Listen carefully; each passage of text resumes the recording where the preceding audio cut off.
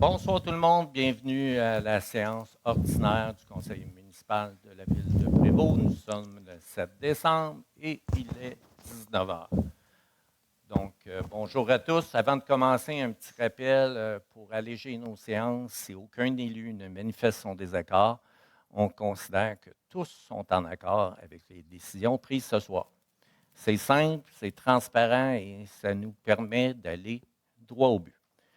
Sachez aussi que rien ici ce soir n'arrive par surprise. Les points à l'ordre du jour ont déjà été discutés en une rencontre de travail avec la direction et les élus. Et je vous dirais aussi que plusieurs dossiers mûrissent là, des semaines et même des fois des mois. Bref, la séance de ce soir, c'est le résultat d'un long travail collectif qui aboutit maintenant devant vous. Donc, merci d'être ici et de suivre la vie démocratique de votre ville. Surtout ce soir, il fait relativement froid. Donc, bravo aux courageux qui se sont déplacés. Je veux prendre quand même 2 minutes. Ce soir, c'est probablement que la dernière fois où Mme Catherine Nadeau-Jobin et Mme Martine Rouette vont agir. Donc, Mme Nadeau-Jobin va agir comme directrice générale par intérim et Mme Rouette comme directrice générale adjointe par intérim. Notre directeur général, après avoir gagné un combat important, devrait revenir avec nous au mois de janvier. Je veux quand même souligner le travail exceptionnel que ces deux femmes ont rendu à la ville de Prévost depuis 1 an. Ils ont réglé le dossier des pompiers, réglé la convention des cols bleus, cols blancs. Ils ont toujours été en recherche constante de solutions avec énormément de transparence et de réactivité. Je voulais tout simplement vous dire merci pour cette très belle année que j'ai passée avec vous. Donc, ça m'amène à l'adoption de l'ordre du jour de la séance. Maître Dion. Il est proposé d'adopter l'ordre du jour de la présente séance. Suivi des questions de la séance précédente. Oui, merci, Sarah. Suivi des questions de la séance précédente. Il n'y avait rien, période d'intervention du maire. Oh, j'ai plus d'image en avant, Pierre-Luc. Je suis malheureux. Je sais qu'on avait, je peux vous parler peut-être des aqueducs privés. La semaine dernière, mercredi dernier, je suis allé à Québec dans le cadre d'une des nombreuses séances de travail pour le dossier des aqueducs privés. Vous savez, il y a l'entreprise Aquagestion qui a fermé ses portes cette année. Et cette entreprise-là gérait 22 aqueducs privés à travers les Laurentides, dont 2 à Prévost. Le gouvernement, au départ, refusait de reconnaître sa responsabilité. C'est un peu embêtant parce que c'est eux qui avaient, le ministère de l'Environnement au départ, qui avait émis les permis. Et c'était eux qui étaient chargés d'administrer et de surveiller, en fait, plutôt surveiller les opérateurs de ces aqueducs privés-là. Déjà, le protecteur du citoyen avait sorti un rapport en 2015 à l'effet que le gouvernement ne faisait pas son travail. Mais ça n'a pas empêché le gouvernement, au mois de mars, d'envoyer un décret et de confier l'entretien temporaire des réseaux aux municipalités concernées. L'enjeu là-dedans, c'est que ces réseaux-là comportent de multiples défaillances et il va falloir les remettre sur place, en fait, les remettre en fonction conformément aux normes. Et ça risque de coûter excessivement cher aux citoyens concernés. Et puis là, on parle de réseaux avec 20, 30 personnes, avec des factures là, qui peuvent être élevées.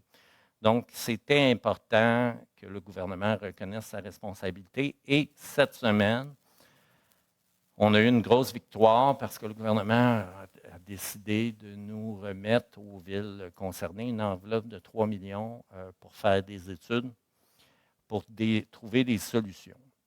Et pour moi, ça, c'est très, très important, c'est que le gouvernement reconnaisse enfin sa responsabilité. Pourquoi faire des études? Parce que chaque réseau, dans les 22 réseaux, sont différents. Il y a des endroits où, et puis je vous dirais même à l'intérieur d'un même réseau d'aqueduc privé, il peut y avoir des solutions différentes. Donc, peut-être certains propriétaires, la solution, ça va être de creuser des puits, d'autres des puits communs, d'autres de maintenir le réseau, d'autres de se brancher sur un aqueduc municipal. Donc, ça va prendre des études très pointues pour chacun des réseaux et donc, ils nous ont débloqué une enveloppe de 3 millions. C'est clair, ça peut paraître beaucoup pour les citoyens, 3 millions, mais pour 22 réseaux, ce n'est pas tant que ça. On parle déjà, pour minimiser les coûts, de se regrouper plusieurs villes ensemble et on devrait voir plus clair suite à ça. C'est probablement au niveau de l'échéancier, je pense qu'on en a pour une grosse partie de l'année 2026 avant de voir plus clair. Et puis là, on pourra retourner vers les citoyens puis arriver avec des solutions concrètes et viables. C'est très important de comprendre que les solutions doivent être viables à court, moyen et long terme. Donc, en même temps, personnellement, j'ai fait différentes. Le gouvernement était bien content de nous donner 3 millions, mais on a continué à les talonner, à savoir qu'il faut qu'ils fassent une refonte de la réglementation sur le règlement pour les aqueducs privés. Déjà, une refonte aiderait beaucoup les citoyens. Et il faut qu'ils comprennent que dans 6 mois, 1 an, quand on va arriver avec les solutions, le problème va demeurer entier. On est un groupe de maires qui a été mandaté par la table des préfets des Laurentides. On travaille très bien ensemble et je peux dire que ces maires-là travaillent pour leurs citoyens. Est-ce que j'ai une autre diapositive? Une bonne nouvelle, on a eu la subvention pour de Tricentris pour la préservation du parc de la Coulée. Donc, ça va permettre de sauvegarder environ 1 200 000 pieds carrés. J'ai mis une flèche de façon extrêmement approximative. Tu ris, Joey, c'est quoi? Je ne suis pas à la bonne place? Non. Moi, je pense que c'est là.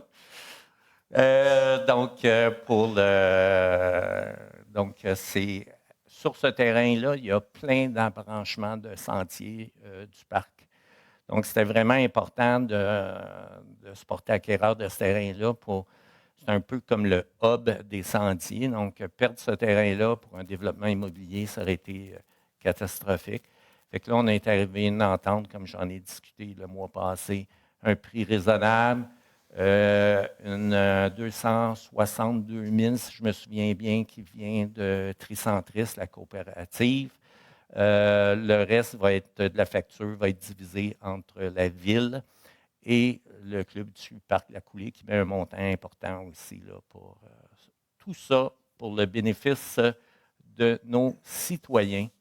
Donc, ça m'amène à la première période d'intervention des élus. Je ne vous donnerai pas la parole, peut-être commencer par le district 1 et enchaîner un à la suite de l'autre. Je me disais qu'on pourrait commencer avec le dernier pour que je puisse rouvrir la bonne fenêtre. J'étais en train de... Bon, veux-tu commencer, Pierre? Absolument. C'est bon. Merci, Pierre. Alors, moi, je veux parler d'une nouvelle au niveau du lac Renaud et du lac René pour la préservation des lacs, pour le combat contre la myriaphile AIP. Il y a eu un projet qui a été soumis aux citoyens pour 5 ans. Il y a eu au niveau du lac Renaud, il y avait 181 propriétaires non riverains, et 76 propriétaires riverains qui ont accepté de contribuer à ce fonds-là. Ce n'est pas une taxe, c'est réellement une contribution volontaire qui est remise aux associations pour protéger les lacs, pour faire les travaux d'enrayer la myriaphile. Donc, au total, dans le bassin de taxation, 257 résidents pour le lac Renaud. Ça a passé à 60 %. Là, on exigeait 50 %, donc ça, c'est résolu. Et il y a eu un taux de favorable, donc un taux, les gens ont accepté à 85 % de payer un montant supplémentaire. Et pour le lac René, il y avait 238 propriétaires non riverains à 127 $, 27 propriétaires riverains qui vont payer 152 $ par année. Donc, dans un bassin de taxation de 265 résidences au total. Donc, encore une fois, il y a eu 55 % de participation, de réponses reçues par la poste ou par courriel, etc. On s'attendait à 50 %.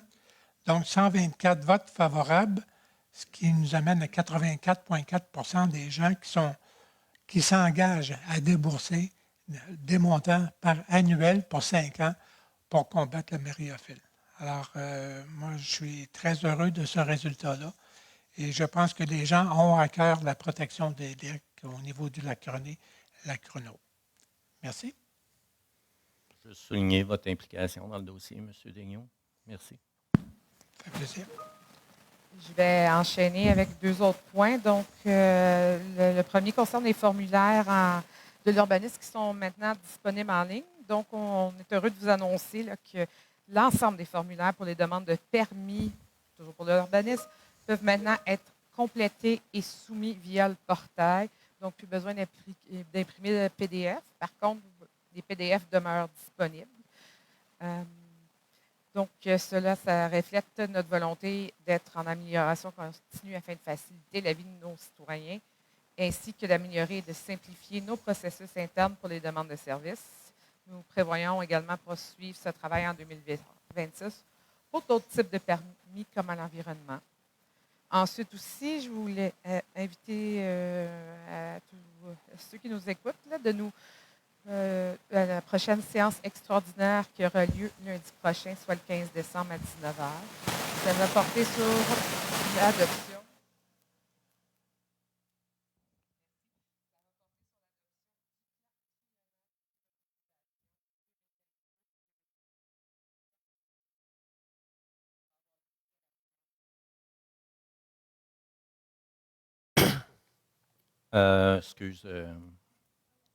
Sarah, il y a une séance spéciale lundi prochain, mais sans le PTI. Le changement, le PTI va être adopté au mois de janvier pour laisser le temps de tout le monde à le digérer. On a changé ça cette semaine. Donc, lundi prochain, séance spéciale, comme à chaque année, il y a une séance spéciale du Conseil. Ce soir, on va déposer, il va y avoir des avis de motion pour nos projets de taxation et de tarification. Et la semaine prochaine, ça va être une séance très courte pour l'adoption finale. Monsieur Kingsbury. La Ville tient à rappeler que le stationnement est interdit dans les rues à partir du 1er novembre, sauf avis contraire. La mesure, essentiellement, c'est pour améliorer la qualité du déneigement sur le territoire. Les véhicules stationnés dans les rues nuisent au déroulement des opérations et rendent le passage des équipements plus difficile, ce qui ralentit et, dans le fond, rend les opérations beaucoup plus complexes et longues pour notre déneigement. Il ne neige pas dehors. On dirait qu'il neige. En cas de besoin, vous pouvez vérifier l'état de stationnement, s'il est autorisé ou pas dans votre rue, en consultant le site Internet de la Ville ou en vous abonnant aux notifications sur le portail citoyen. Également, on en profite pour vous informer que quelques structures de type fort de neige ont été construites trop près ou des fossés et près des rues. Les opérateurs de machinerie lourde ont souvent une visibilité limitée quand il déneige, ce qui met à risque la vie des enfants. Donc, on vous demande juste de faire attention et d'être vigilant avec la structure de neige pour vous assurer que tout le monde soit en sécurité. Et c'est une excellente remarque. Il est arrivé un drame terrible là, il y a quand même quelques années à Prévost, dans le secteur du Mont-Saint-Anne, où un enfant qui a glissé dans la rue, là, mais et qui a été happé par un équipement. Donc, on ne veut pas ça.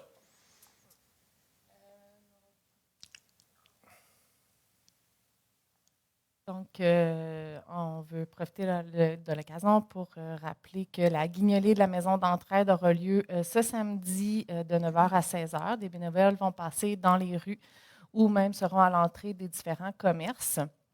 Vous pourrez aller déposer directement à la maison d'entraide.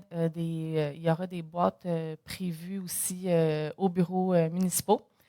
La maison d'entraide accepte les dons en argent ou des denrées non périssables. Les dons servent à soutenir les familles de Prévost, de notre communauté. Donc, on vous encourage à contribuer et de faire de ce temps des fêtes de moments et de précieux partages.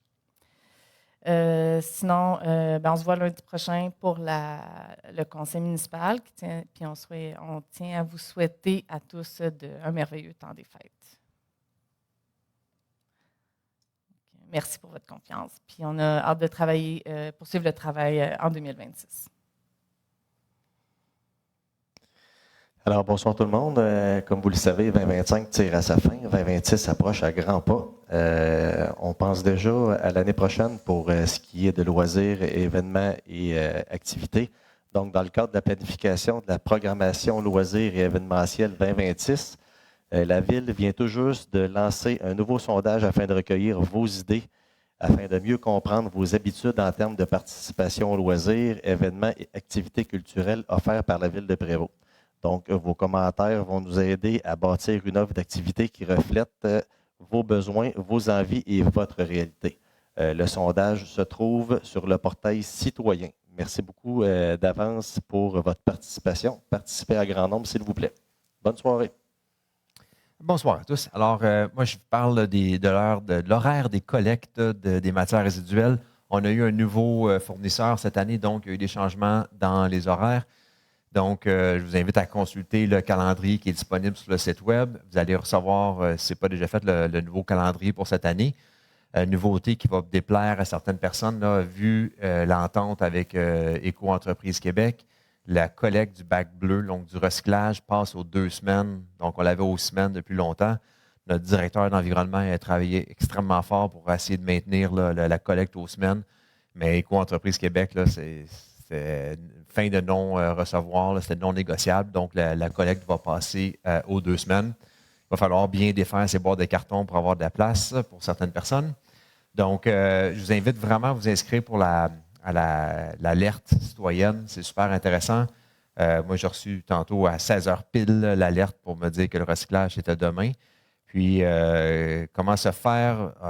C'est vous allez sur le portail citoyen, puis là, vous faites rappel, collecte, puis vous pouvez vous inscrire directement. Alors, je vous invite de faire ça. Il y a quelques petites choses qui ne changent pas toutefois. Là, les secteurs géographiques là, dans les collectes, là, si vous étiez secteur 1, vous demeurez secteur 1 en 2026, donc pour faciliter la compréhension. Puis, les services de collecte spéciale, je lis pour être sûr de ne pas rien oublier.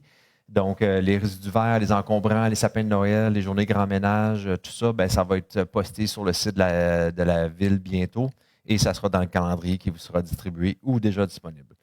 Donc, c'est une période d'ajustement. Là. Je sais, c'est ça, un nouveau fournisseur, donc il faut s'ajuster tout le monde. Alors, je vous invite à aller vous inscrire. Franchement, l'alerte citoyenne, c'est le meilleur truc de ne pas oublier. Alors, merci pour votre attention et bonne séance. Donc, merci beaucoup. Donc, ça m'amène l'adoption des procès-verbaux depuis la dernière séance. Le proposé d'approuver le procès-verbal de la séance ordinaire du 17 novembre dernier. Donc, est-ce qu'on a un proposeur? Je propose. Merci beaucoup. Ça nous amène aux questions du public. Comme d'habitude, de questions par personne. Pas de mentionner la rue où vous habitez.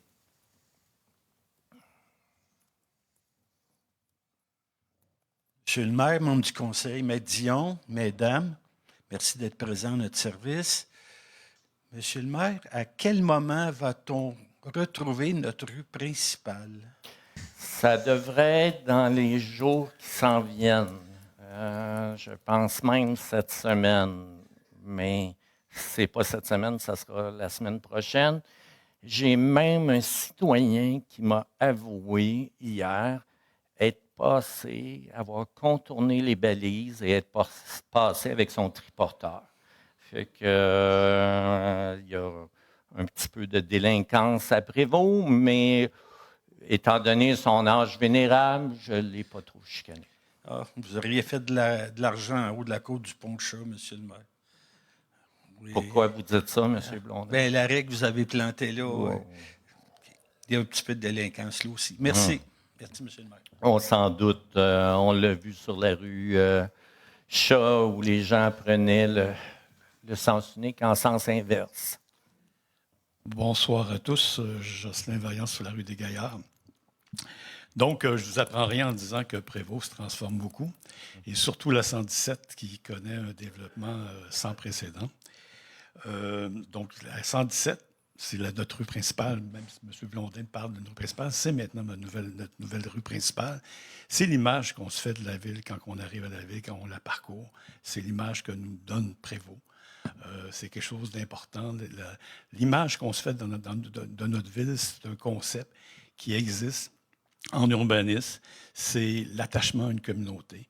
Il faut en prendre soin, il faut le voir dans un développement, un plan d'ensemble. Si je suis ici ce soir, c'est que je suis préoccupé comme citoyen sur le volume, la quantité et la qualité du développement sur la 117 actuellement. Je pense que j'ai l'impression qu'on fait un développement à la pièce, qu'on n'a pas de vision d'ensemble de la rue Curé-Labelle.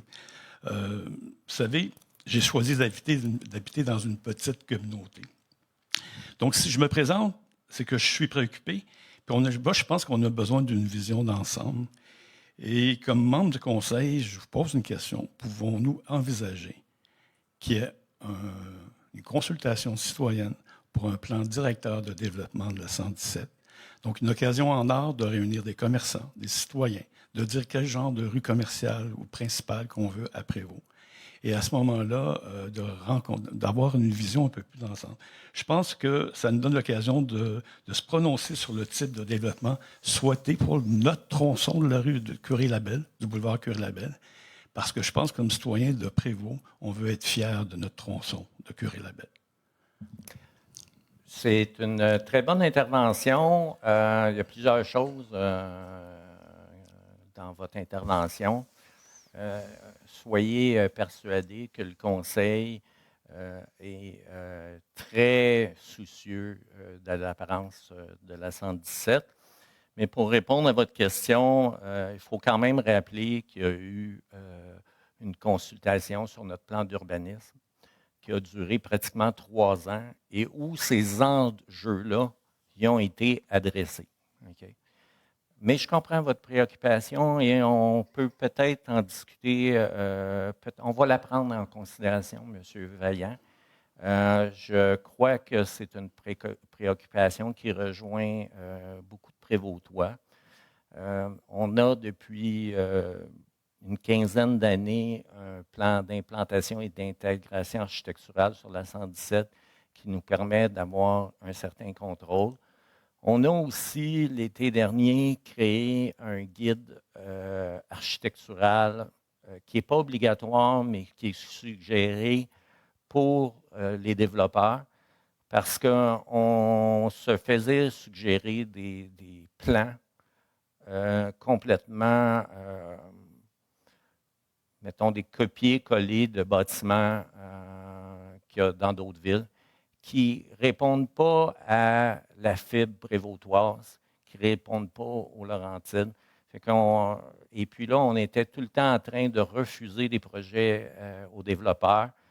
Et donc, on s'est doté de ce guide-là pour essayer de, dès le départ, arriver avec des projets qui sont valables et puis que là, on puisse partir à partir de ces projets-là pour les améliorer.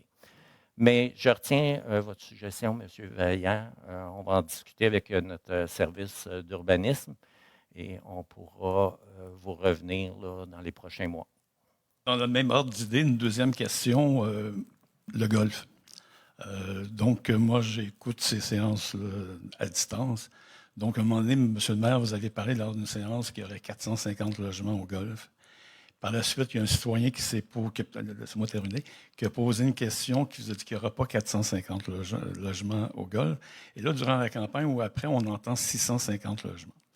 Et qu'il y aurait possiblement déjà un développeur pressenti pour le golf.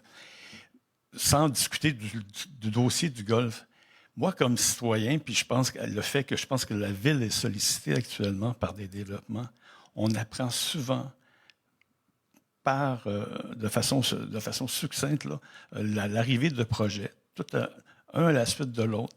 Mais j'ai comme l'impression qu'ils arrivent, mais nous, comme citoyens, on se demande qu'est-ce qui se passe comme développement, où on s'en va avec tout ça. Parce que c'est quand même des gros développements. Je ne veux pas discuter de projets précis parce qu'on a toutes nos opinions sur les projets précis, mais sur l'ensemble du développement de la municipalité, je pense qu'on doit se parler. Et la raison pourquoi je demande ça, vous savez, j'ai été bénévole aux dernières élections, j'ai écouté, je n'ai pas parlé, j'ai beaucoup écouté, et je pense que c'est une préoccupation des gens de Prévost. Les gens aiment Prévost, puis ils veulent avoir une préservation de son environnement champêtre aussi. Donc, merci de votre écoute, puis je suis content de votre réponse ce soir. Si vous me permettez de faire un petit peu de chemin pour le golf. Sur le golf, parce que effectivement, il y a plein de chiffres qui sont sortis.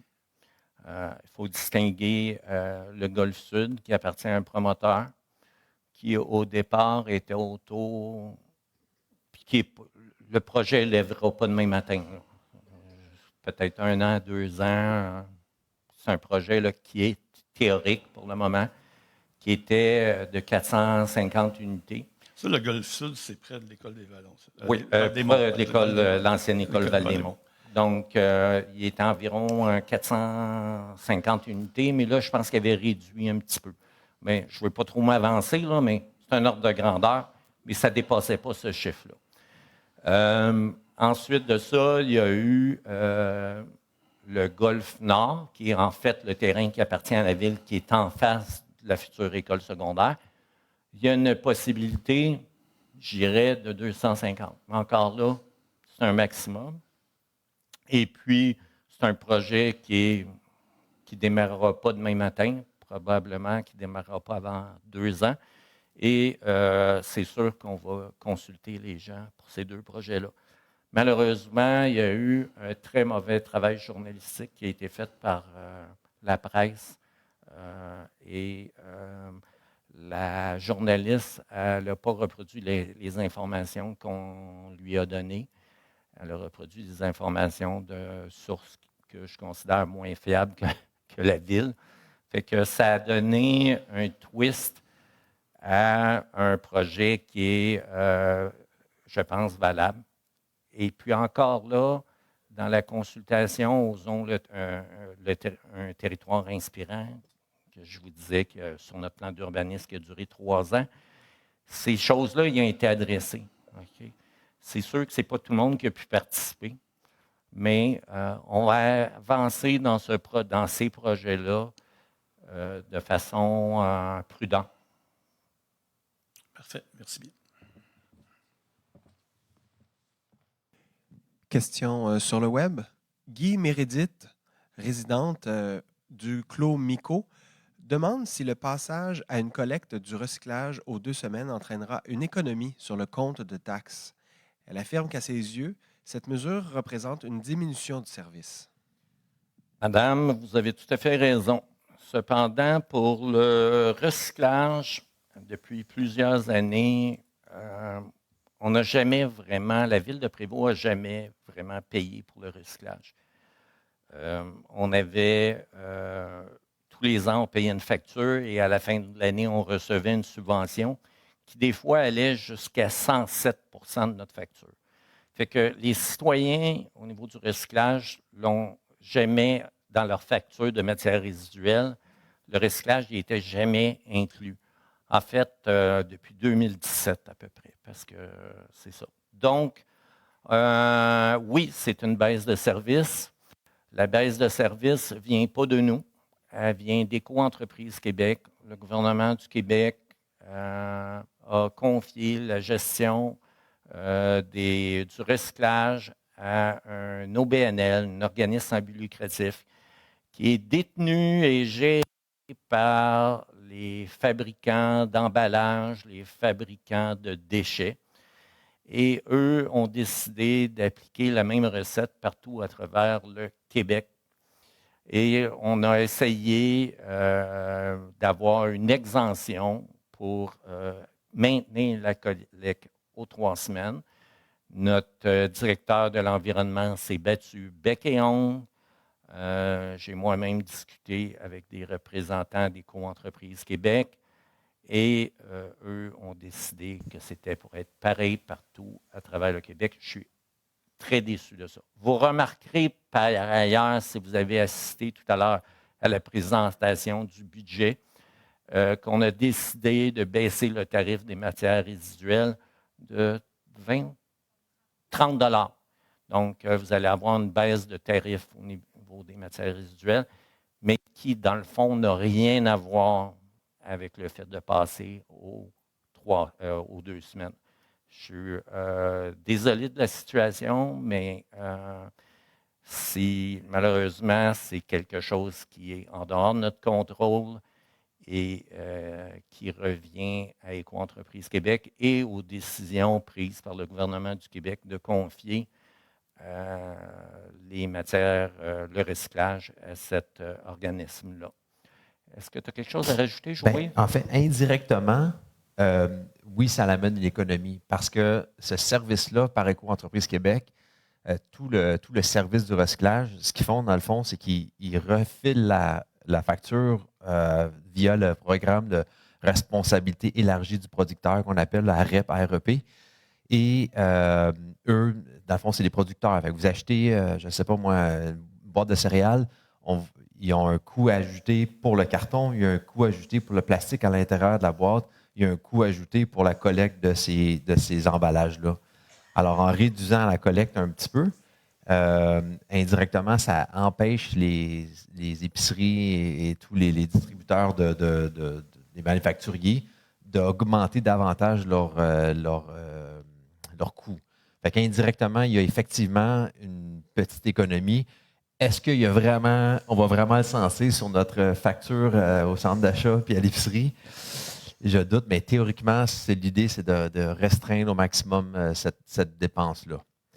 Je vous explique la théorie. Je me fais l'avocat du diable. Je parle pour Éco-entreprises Québec. C'est ça l'argumentaire qui présente. Vous voilà informé. Tu l'as très bien expliqué. Ce que M. Leckman dit, c'est que quand vous achetez votre boîte de céréales, le recyclage de la boîte de carton est compris dans le prix.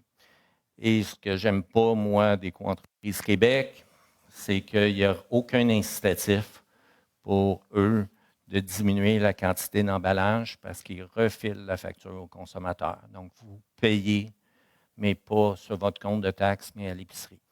Fait que embarquez-moi pas sur Éco-entreprises Québec, je vais devenir violent. Fait qu'on va passer. Est-ce qu'il y avait d'autres questions, Pierre-Luc? Oui, il y en avait une. Juste avant, j'ai un erratum sur la dernière question. Il s'agit bien de M. Guy Mérédith et non Madame. Mes excuses. La prochaine question est de Martine Cousineau de la route 117 qui souhaite obtenir une clarification concernant la facturation municipale à la suite de l'installation récente des services sanitaires dans son secteur. Bien que son bâtiment ne soit pas raccordé au réseau d'aqueduc et d'égouts, elle constate que des frais d'utilisation du système figurent tout de même sur son compte de taxes. Elle demande s'il est normal qu'un immeuble non connecté au réseau municipal soit facturé pour l'utilisation des services sanitaires, en plus des frais liés à leur mise en place. Et elle souhaite aussi connaître la démarche à suivre si une correction s'avère nécessaire. Très bonne question que je ne pourrais pas répondre parce que c'est un cas particulier, mais j'invite Madame à rentrer en contact avec le service de trésorerie.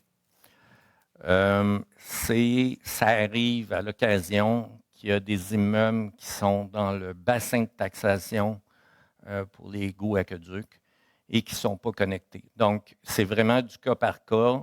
Je vous invite à rencontrer la trésorerie et puis on va voir qu'est-ce qu'on est capable de faire. Malheureusement, des fois, la loi nous oblige à prendre... des fois, nous empêche de corriger des situations qui, j'en conviens, peuvent être un peu stupides. Mais que Madame rencontre la trésorerie, puis on va voir qu'est-ce qu'on est capable de faire. On travaille pour les citoyens. Merci beaucoup. Ça nous amène donc au point de l'ordre du jour proprement dit, approbation des déboursés et des engagements en date du 8 décembre 2025. La trésorière doit déposer un rapport des dépenses autorisées par tout fonctionnaire en vertu du règlement 747, décrétant les règles de contrôle, de suivi budgétaire et de délégation de pouvoir. Donc, c'est fait. On voit les chiffres ici, on a déboursé de 2 88 613 et des engagements de 289 782 et 24. Maître Dion, avez-vous quelque chose à rajouter? Tout a été dit, merci. Régie intermunicipale de l'Arène. Proposeur, s'il vous plaît. Oui, je propose. Ah, c'est pas vrai. Tout n'avait pas été dit. Merci, M. Daignon. Régie intermunicipale de l'Aréna Rivière-du-Nord, quote-part de l'année 2026. Caroline? Il est proposé d'approuver le budget 2026 de la quote-part de fonctionnement de 214 203 $ et de la quote-part d'investissement de 189 017 $. Donc, la quote-part de fonctionnement, grosso modo, c'est les salaires, l'électricité. Et puis, la quote-part d'investissement, bien, dans le fond, c'est ce qu'on pourrait comparer à l'hypothèque. C'est sûr qu'on partage cette facture-là avec la ville de Sainte-Sophie et la ville de Saint-Jérôme. La quote-part, 403 220 au total. J'ai fait un petit jeu de comparaison pour préparer la séance de ce soir. En 2018, la quote-part était de 399 318. Donc, on est encore près de ce que c'était il y a 8 ans. Mais ça a déjà monté à 428 000 en 2020. Il faut dire qu'on avait accumulé l'année de la COVID. L'Aréna avait été fermée, mais on avait versé quand même nos quotes-parts. Donc, on avait accumulé des surplus. Les surplus sont pas mal épuisés. Même si c'est un aréna qui a juste 10 ans, il y a plein d'appareils qui cassent et c'est toujours à coût de 30, 40, 50 000 $. C'est dommage, mais c'est comme ça. Par ailleurs, je pense que je l'ai déjà dit en séance, on essaye de faire des économies. Cette année, on a installé l'éclairage au DEL. Et ça nous donne une réduction de la facture du compte d'Hydro-Québec mensuellement de 5 000 $. Donc, sur une année, là, c'est 50 000, 60 000. Donc, ça nous permet d'avoir une quote-part de 403 000. Est-ce que quelqu'un... Dion, voulez-vous lire la résolution? Ou ça a été fait? Oui, ça a été fait. Ça a été fait. Est-ce que quelqu'un peut le proposer? Je propose. Fermeture du fonds réservé pour l'assurance indemnité courte durée. Maître Dion. Il est proposé d'autoriser la fermeture de ce fonds et retourner les sommes restantes au surplus libre ou de couvrir le déficit avec les revenus supplémentaires de l'année 2025. Bon.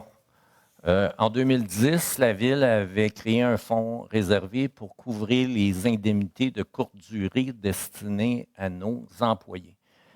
À l'époque, c'était une mesure utile et nécessaire. Aujourd'hui, ce n'est plus le cas. Lors de la dernière négociation avec nos syndiqués, on a aboli ce programme-là, car les nouvelles assurances collectives des employés prennent désormais en charge l'assurance courte durée. Autrement dit, ce fonds-là, il n'y a plus de raison d'exister. Et c'est une bonne nouvelle parce que ça nous permet d'utiliser nos ressources administratives. Quand on n'a plus à le gérer, c'est l'assurance qui le gère. Donc, est-ce qu'on a un proposeur? Je propose. Donc, question réglementaire 3.1, avis de motion et dépôt du projet de règlement 866 adoptant un code d'éthique et de déontologie. Donc, est-ce que quelqu'un en fait le dépôt? J'en fais le dépôt. OK. 3.2, présentation du projet de règlement numéro 866, adoptant un code d'éthique et de déontologie des élus municipaux de la ville de Prévost. Donc, Audrey s'est offert d'expliquer le point. Fait que je passe la POC, Mme Paquette. En fait, un code d'éthique pour les élus municipaux, c'est un guide qui définit comment un maire ou un conseiller doit se comporter dans l'exercice de ses fonctions. Ce n'est pas un texte théorique, c'est vraiment un engagement concret envers la population. Au Québec, ces codes découlent directement de la loi sur l'éthique et la déontologie en matière municipale, qui oblige chaque municipalité à se doter et à mettre à jour son propre code. Donc, il sert d'abord à assurer que chaque décision est prise dans l'intérêt public, toujours. Il rappelle l'importance d'être intègre, transparent et d'éviter toute situation où un élu pourrait être en conflit d'intérêts. Quand c'est le cas que ça peut arriver, dans le fond, le conseiller, le maire doit se retirer des discussions ou des votes. Le code d'éthique indique aussi que les ressources de la ville, l'argent, le matériel, l'information, doivent être utilisés de manière responsable, c'est-à-dire uniquement pour servir la communauté. Il demande de traiter chacun avec respect, qu'il s'agisse des citoyens, des employés municipaux, des collègues élus. Enfin, il exige de protéger la confidentialité des informations sensibles et adopter en tout temps une conduite exemplaire parce que la confiance du public, c'est la base même de la vie démocratique. En résumé, un code d'éthique, c'est ce qui garantit que les élus travaillent avec rigueur, loyauté et respect et que la ville reste entre bonnes mains. J'adore confier, déléguer. J'aime bien ça. Bonne intervention, Mme Paquette. Est-ce que quelqu'un propose l'adoption? Même coup, je le propose. Merci beaucoup. 3.3, avis de motion et dépôt d'un projet de règlement, le règlement 867, taxation 2026. Donc, est-ce que quelqu'un donne l'avis de motion? Je donne l'avis de motion. 3.4, avis de motion et dépôt du projet de règlement 868, tarification 2026. Est-ce que quelqu'un donne l'avis de motion? Je le donne à nouveau. Merci beaucoup. 3.5, avis de motion et dépôt d'un projet de règlement 869, décrétant un emprunt et une dépense pour des travaux de construction des fondations, des approches et des travaux d'aqueduc relativement à un nouveau pont situé sur l'avenue du 4 mai. Donc, je donne l'avis de motion. Donc, c'est un montant de 9 12 000 sur 40 ans pour des travaux de construction des fondations et des approches et des travaux d'aqueduc relativement au pont du 4 mai. Ce règlement-là va être financé 80 au général, 20 au secteur. Un règlement d'emprunt, c'est toujours sur une base budgétaire. On va aller en appel d'offres à la fin de l'hiver. Donc, le montant, on l'espère, sera inférieur. Mais c'est important de souligner que ce montant-là ne comprend pas juste le pont, il comprend aussi la conduite d'eau potable qui va traverser entre le métro et l'avenue du 4 mai pour un montant de 497 000 $. Ça comprend aussi les taxes nettes, donc TPS, TVQ, moins les remboursements pour 408 000 $. La piste cyclable qui va être greffée au pont. Les frais de financement, j'en ai parlé lors de la dernière séance. Comme on ne veut pas faire supporter les frais d'intérêt de la marge de crédit pendant la construction par les citoyens de Prévost pour les années qui suivent, mais plutôt sur une plus longue période, bien, les frais de financement vont être capitalisés dans l'emprunt. Donc, ça représente 428 000 $. Il y a aussi 765 000 $ d'imprévus. Fait que ça, comme mentionné, ça comprend les approches du pont, l'éclairage, les corrections au feu de circulation.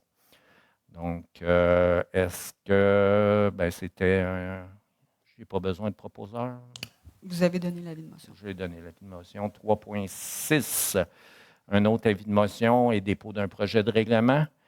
Donc, il s'agit d'un emprunt de 289 000 sur 20 ans, donc pour financer le versement d'une quote-part de la Ville pour des travaux dans le cadre d'une entente relative à des travaux municipaux avec le promoteur, le Centre Atrium Incorporé, pour un projet commercial dans le secteur du Clos Prévostois. Donc, je donne l'avis de motion. C'est un dossier qui avance à grands pas. C'est un dossier qui va bénéficier à l'ensemble des citoyens, en plus d'offrir un nouveau service à Prévost. Nous allons réaliser dans ce secteur-là un bouclage d'aqueduc qui devrait stabiliser notre réseau d'aqueduc dans ce secteur-là. Donc, c'est un tuyau qui va passer de Clos-du-Bourg, qui va traverser sous la 117, qui va après ça passer devant le nouveau centre sportif pour aller se connecter près du McDonald's. Donc, ce qui est après étude avec le groupe Tanguay, ils nous ont recommandé de bonifier la grosseur de la conduite. Donc, on est passé d'une conduite. Le promoteur avait besoin d'une conduite de 200 mm. On est passé à 350 mm. Donc, cette partie-là, qui grossit la conduite, c'est à la Ville de l'assumer. Et on avait déjà convenu de payer la moitié du bouclage sous la 117. À partir du centre sportif jusqu'au McDonald's, c'est payé par le promoteur. J'avais fait des calculs qu'il faudrait que je remette à jour, là, mais c'est vraiment sur la dépense totale qui est payée par le promoteur. C'est environ 15 % qu'on paye. C'est vraiment pas beaucoup. Et je vous rappelle que c'est un projet de 30 millions de dollars qui devrait générer normalement des revenus annuels de 500 000 $. Donc, dès la première année, l'investissement de 289 000 devrait être largement dépassé. Donc, ça m'amène au point 3.7, règlement SQ 900 2024-14, stationnement et circulation.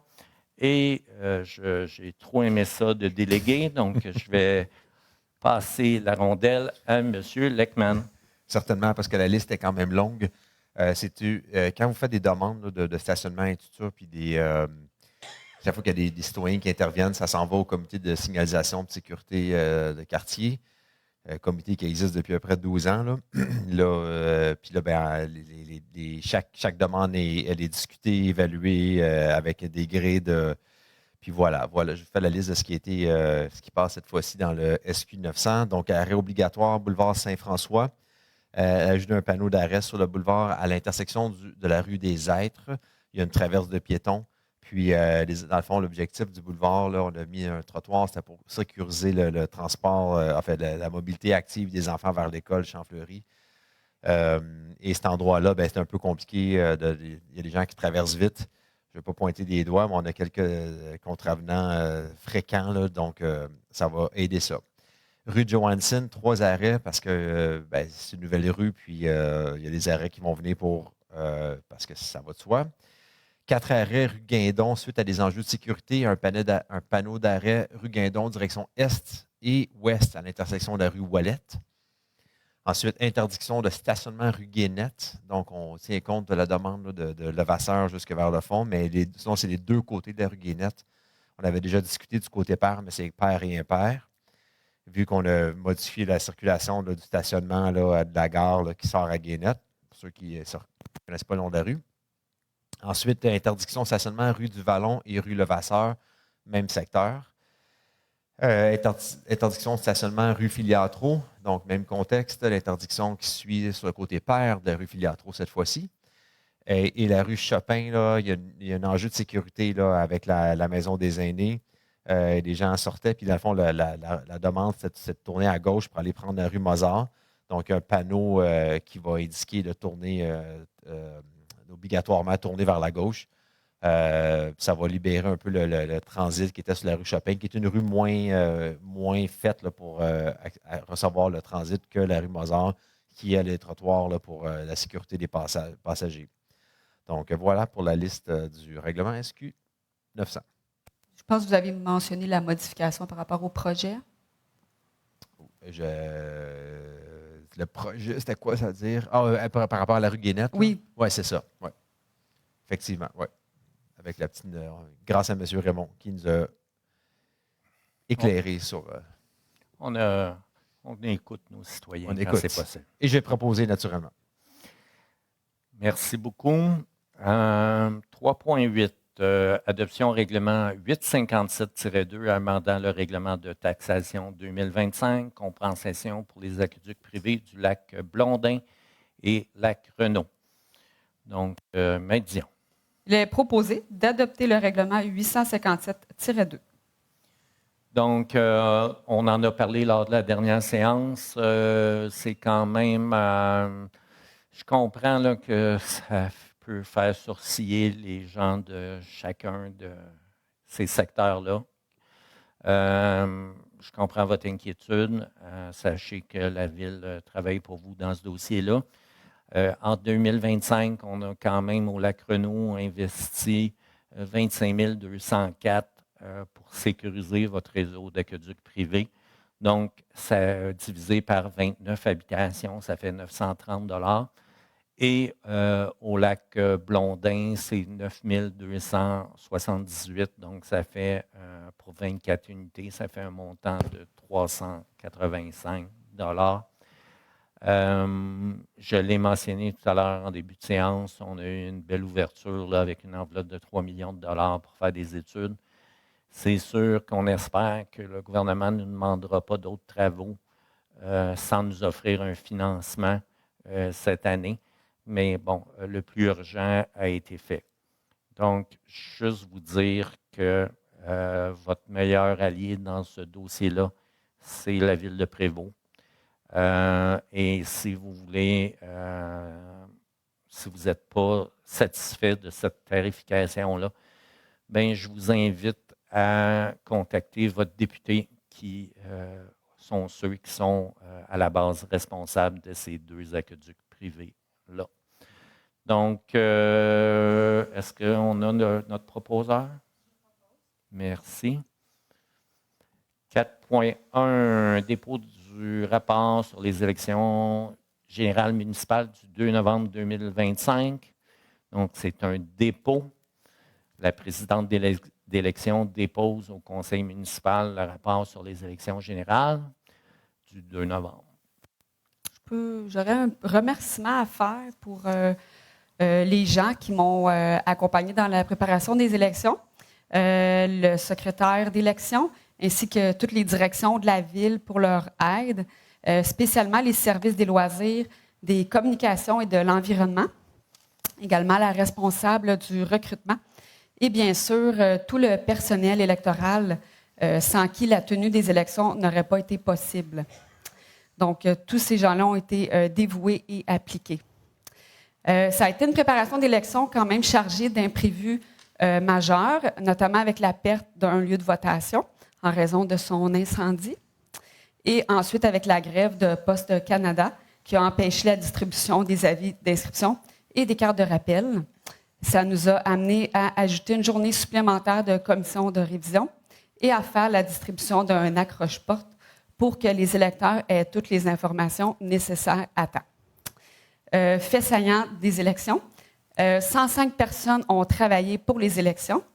Il y a eu un taux de votation de 46,8 %. 19 personnes ont eu le vote à domicile. 1626 personnes ont voté le jour par anticipation et 3638 personnes ont voté le jour du scrutin. Donc, toute une aventure, les élections 2025 pour la présidente d'élection. Merci beaucoup. C'est un exercice démocratique important et je pense que les gens sont généralement satisfaits du travail qui a eu lieu. Merci, Caroline. Dépôt du registre des déclarations de tout don, marque d'hospitalité ou autre avantage reçu par un membre du conseil municipal. Donc, c'est un dépôt. Oui, conformément à la loi sur l'éthique et la déontologie en matière municipale.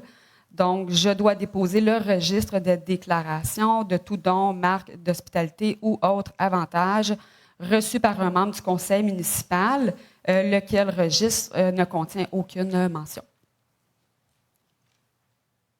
J'ai le goût de faire les brownies, ça comptait pas dans le registre? Non. Mauvaise blague. 4.3 locaux, location de locaux pour la direction des infrastructures et de l'ingénierie, autorisation de signature. Maître Dion. Il est proposé d'autoriser la signature d'un nouveau bail avec le propriétaire pour la location des locaux au 2899 boulevard du Curie-Labelle, aux termes et conditions convenus entre les parties. Donc, on parle de l'édifice de Pagé, donc au coin de la rue de la 117 et du chemin du Lac-Éco. Pratiquement le 2/3 du deuxième étage est occupé par des bureaux de la ville. Est-ce que quelqu'un propose? Je propose. 5.1, nettoyage des rues et des espaces publics, appel d'offres public TP SP 2025-81, octroi de contrat, donc montant annuel, taxe incluse. Donc, je vous écoute, Maître Dion. Il est proposé d'octroyer le contrat à Entreprise Miroir Inc. pour un montant total de 147 281 $ et 71 cents plus taxes pour la saison 2026. C'est lui qui était le seul fournisseur, hein, je crois. Il était tout seul dans le... Oui. Écoutez, j'aurais voulu vous en parler avant la séance, là, mais c'est quand même une augmentation. Bon, on a parlé lors du caucus, là, mais on s'était dit lors du caucus que, étant donné qu'il était le seul soumissionnaire, la direction de service était pour essayer de négocier à la baisse ce contrat-là. Donc, quand il y a un seul soumissionnaire, on peut essayer de négocier. L'entreprise a refusé d'ajuster son prix, prétextant qu'ils viennent de loin et puis blablabla. Écoutez, si vous voulez, on peut reporter le point, on peut l'adopter, on peut le refuser. Moi, j'aurais tendance personnellement à refuser la soumission et à retourner en appel d'offres. Mais on peut tout simplement, si vous voulez qu'on en discute en séance de travail, on peut reporter le point. Je propose qu'on le reporte personnellement aussi. OK. Est-ce que tout le monde est confortable avec la proposition de M. Kingsbury de reporter le point? Oui. Oui. Donc, on va reporter le point 5.1. 5.2, location de balais de rue et d'un camion-citerne non opéré. Maître Dion. Il est proposé d'octroyer le contrat à Entretien JR Villeneuve Inc. pour un montant total de 31 170 plus taxes pour la saison 2026. Ce que vous voyez à l'écran, c'est bien sûr pour 2 saisons. Le fait de louer des équipements nous permet d'être beaucoup plus agile. Je me rappellerai toujours en 2018, la compagnie qui faisait le balayage des rues est venue faire le balayage des rues à Prévost au début du mois de juillet. Les citoyens voulaient nous arracher la tête. Le fait de louer des balais nous permet justement de pallier au plus pressant. Et puis, depuis ce temps-là, on a quand même un bon service. Mais ça nous permet là, d'être plus agile. Donc, est-ce que quelqu'un propose? Je propose. 5.3, marquage de la chaussée longitudinale, demande de prix, TPDP 2025-83, octroi de contrat. Donc, Maître Dion? Il est proposé d'octroyer le contrat à Ligne Masca pour un montant de 28 768,41 plus taxes. Donc, le prix est légèrement moins cher que les années passées. Notre directeur des travaux publics a choisi cette année, je pense que c'est la deuxième année qu'il fait ça, de séparer le marquage longitudinal, excusez-moi, c'est un mot avec pas mal de syllabes, et le marquage ponctuel. Donc, le marquage longitudinal, on voit la machine, là, c'est les lignes, nos fameuses lignes blanches.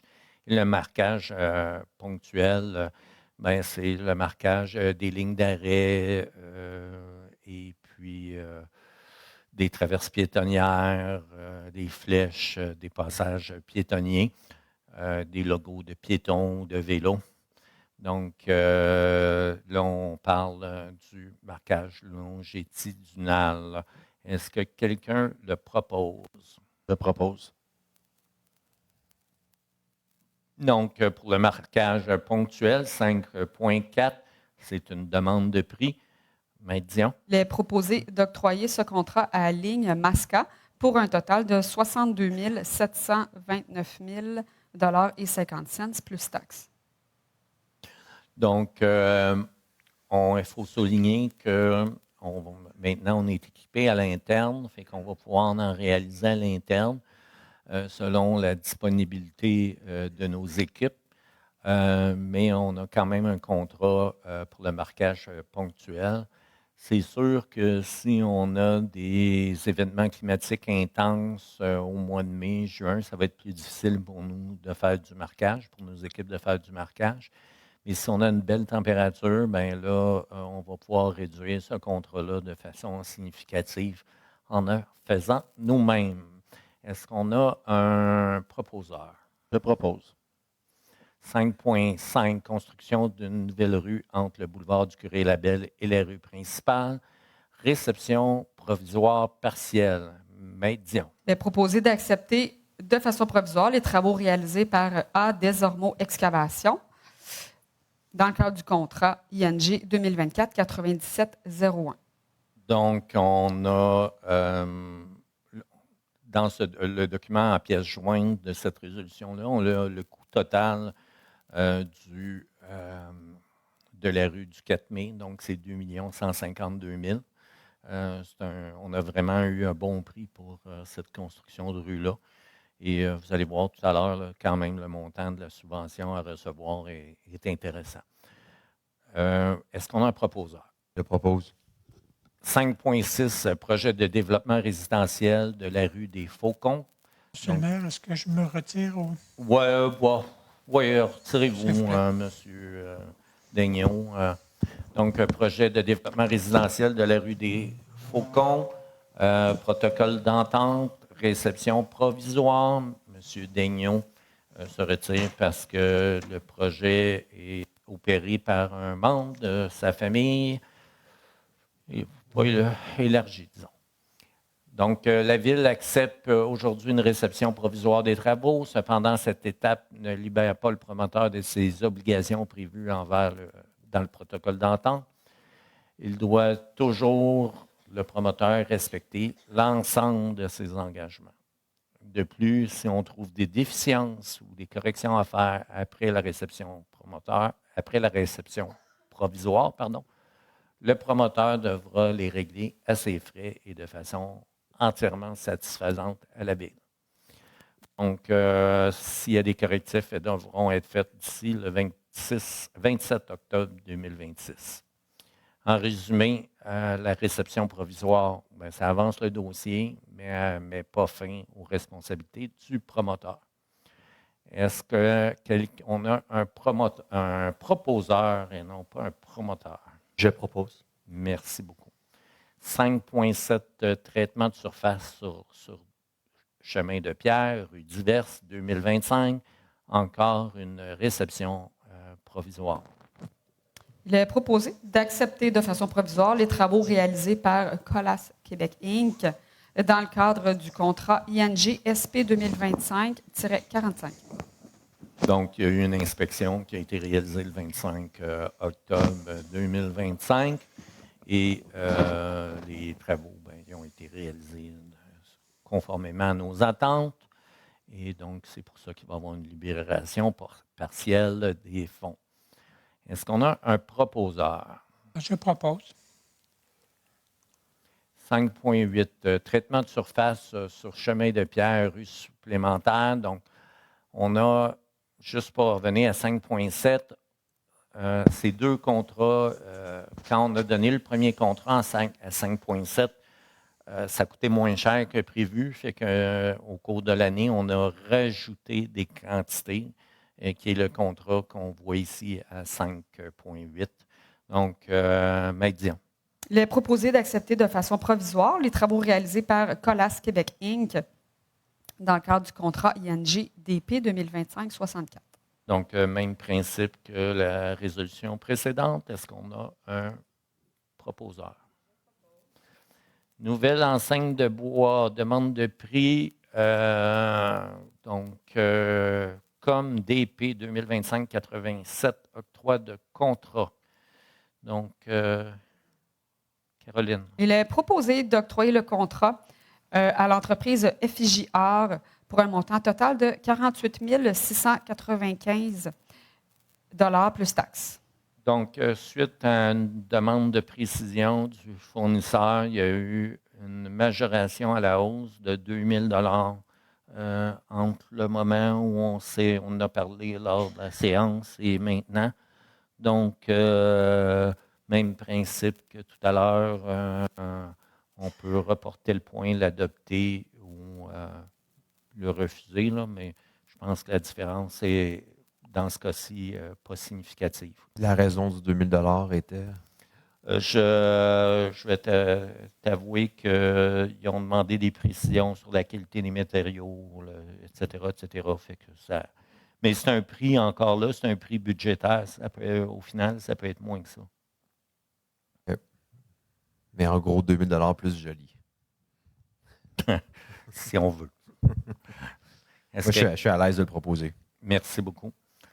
5,9, c'est fait. 6,1, permission de voirie et entente d'entretien avec le ministère des Transports et de la Mobilité durable, demande d'autorisation et mandat de signature. C'est un grand classique du temps des fêtes. C'est comme la chanson de Mariah Carey. Chaque année, il y a une demande de permission de voirie qui doit être effectuée au MTQ. Donc, ben là, c'est comme un classique du temps des fêtes. À quoi qu'on pense? On n'est plus capable de l'entendre. J'en conviens. Est-ce que Carmen, quelqu'un en fait la proposition de Je demande? propose. Merci. Oui. Programme d'aide à la voirie locale, puis AVL, volet soutien, attestation de fin de travaux de construction de nouvelles rues entre boulevard Labelle et la rue principale. Donc, Maître Dion. Oui, il est proposé d'autoriser la présentation de la reddition des comptes des travaux admissibles.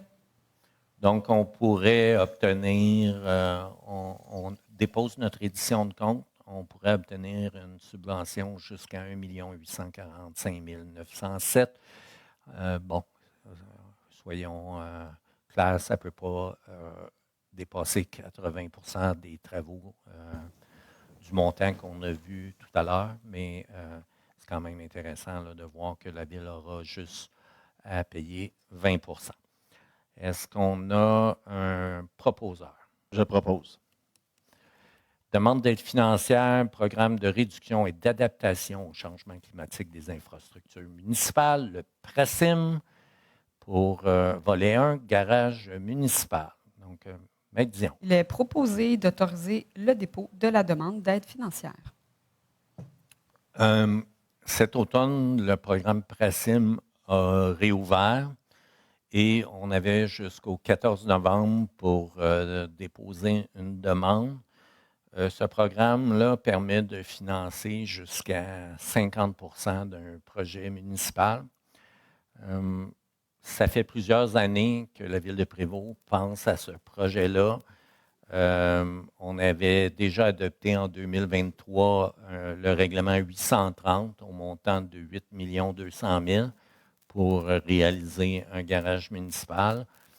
Et souvent, dans le monde municipal, ça prend des opportunités. On monte des projets jusqu'au moment où il y a une opportunité qui se présente. Et là, il y en a une qui se présente. Donc, le programme ouvre. Donc, on a fait une demande à ce programme-là, conditionnelle à ce qu'on adopte, qu'on adopte une résolution. Donc, ça ferait un emprunt de 4,1 de 4,1 millions. Ça nous coûtera environ, pour ce nouveau garage municipal-là, 222 000 par année. Mais vous avez vu tout à l'heure que la Ville loue plusieurs locaux. On a parlé de chez Pagé tout à l'heure, mais il y a aussi l'édifice au coin de Roméo-Monette, c'est bien ça le nom de la rue, où on paye un autre loyer. Fait qu'avec si ce projet de garage municipal se réalise, bien, on ferait des économies minimum juste en loyer de 127 000 $. Et en plus d'avoir un équipement, où mettre nos équipements, où mettre nos camions, on veut faire de plus en plus de travaux à l'interne pour économiser des sous parce que les contracteurs privés coûtent de plus en plus cher à cause de la pénurie de main-d'œuvre. Bien, ça nous prend éventuellement un garage. Donc, on va à la pêche. Si on a la subvention, on aura l'opportunité d'en reparler, mais on se croise les doigts. Est-ce qu'on a un proposeur? Je propose. 6.4, demande d'aide financière, programme VELOS 3, volet 1, construction d'un pavillon sanitaire à la gare de Prévost. Maître Dion. Oui, il est proposé d'autoriser la présentation d'une demande d'aide financière. Donc, présentement, la gare, nos toilettes dans la gare sont dans un état pitoyable. Je ne vous décrirai pas l'état des lieux parce que j'ai un petit peu honte. Ce pourquoi on loue à l'année 2 toilettes chimiques qui nous coûtent 942 $ par mois. Donc, c'est une facture de 11 313 par année pour une solution peu attrayante puis qui ne règle pas le problème à long terme.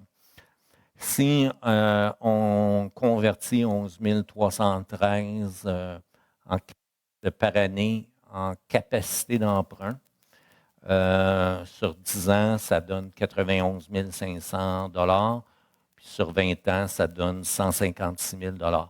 Donc, avec le même montant, en éliminant les toilettes chimiques, on est capable de se payer facilement des installations entre ces deux montants-là. Bon, on ne sera pas capable de se payer des toilettes Urban Blue. Vous ne savez pas c'est quoi, hein? Les toilettes Urban Blue, c'est des toilettes auto-nettoyantes qui sont fabriquées à Blainville, mais on va pouvoir se payer des toilettes extérieures. Et c'est un projet là, qui pourrait varier entre 25 et 75 000, plus d'autres coûts, là, donc l'électricité, la plomberie, là, mais chose certaine, c'est plutôt que louer des toilettes chimiques puis payer dans le beurre, comme on dit en bon québécois, on pourrait avoir une infrastructure. Est-ce que quelqu'un en fait la proposition? Je propose. Sous-traitance, contrat de déneigement pour la saison hivernale 2025-2026. Maître Dion. Il est proposé d'autoriser la sous-traitance demandée concernant le contrat TPSP 2017-72 pour la saison 2025-2026. Tout a été dit. Est-ce que quelqu'un en fait la proposition? 6.6, programme d'aide à la voirie locale, volet projet particulier d'amélioration. Par circonscription. Donc, Maître Dion. Il est proposé d'approuver les dépenses d'un montant de 18 615,58 $ relatives aux travaux d'amélioration. Ça aussi, c'est un grand classique du temps des fêtes. Tous les ans, les députés ont une petite enveloppe qu'ils peuvent répartir dans leurs municipalités respectives. Cette année, c'est 15 000 $ qui va servir pour le remplacement de ponceaux. Est-ce que quelqu'un en fait la proposition? Je propose. 7.1, utilisation de la réserve financière pour projet à teneur environnementale. Ajout au montant de subventions octroyées au parc de la Coulée pour la préparation de la caractérisation des milieux naturels du parc. Maître Dion. Il est proposé de transférer une somme de 2 370 $ de la réserve financière pour projet à teneur environnementale vers le budget courant. Donc, ceux qui étaient les habitués des séances, vous avez, peut-être que ça vous dit, déjà autorisé, je pense que c'est au mois d'août, un montant. Il est arrivé un petit pépin. Le parc de la Coulée n'avait pas calculé les taxes. Fait que, on avait déjà versé un montant, donc qui était de 9 758. Donc, on vient combler le montant des taxes de 2 370.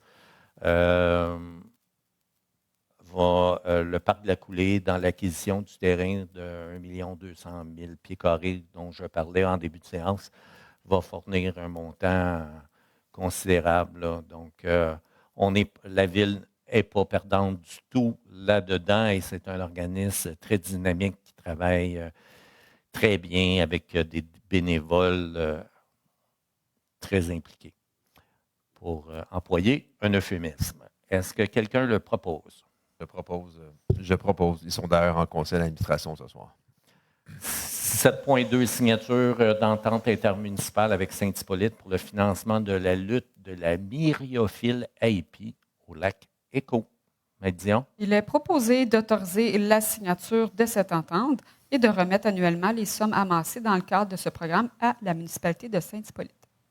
Donc, le lac Écho n'est pas ou le lac des 14 îles, on peut s'ostiner sur le nom, mais ce lac-là, il n'est pas à Prévost. Il y a des propriétés de Prévost-Trois qui donnent sur le lac, mais le lac comme tel, il n'est pas chez nous.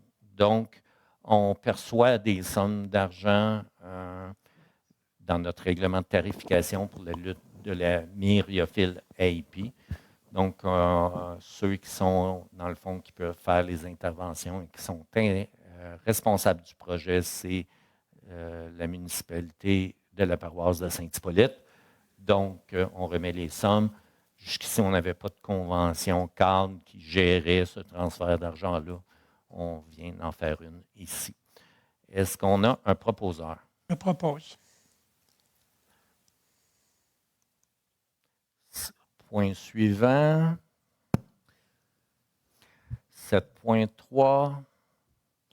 Adhésion au regroupement des municipalités visant la conservation et la mise en valeur du corridor forestier du Grand Coteau, secteur ouest. Voulez-vous que j'en parle, M. le maire? Je vais laisser Caroline, puis après, Certainement.